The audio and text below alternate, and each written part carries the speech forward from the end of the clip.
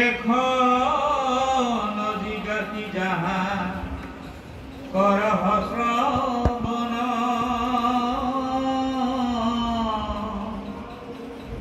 বাপনা করহ পূর্ণ করিয়া কীর্তন এরা কি কারণে নরপতি এই মতিমা ধরিলেন বড় পুষ্প বাহনয়ায় খা বলিলে প্রধান তীর্থ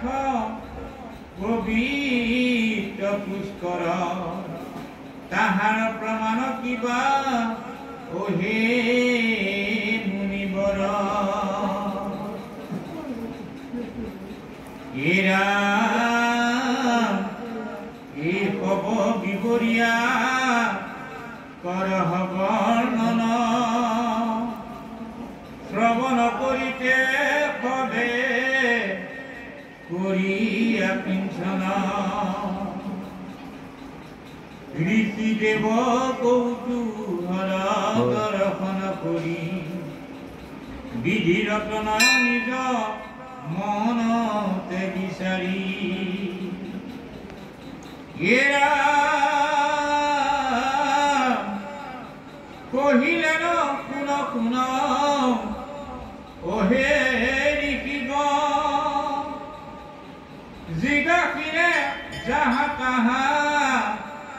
করিব বর্ণ নরপতি বহুদিন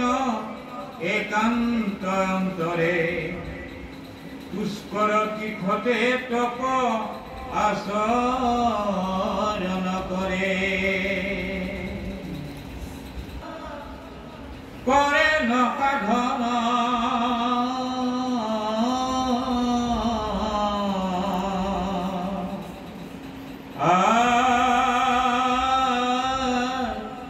এই রূপে বহুকাল করে ন যা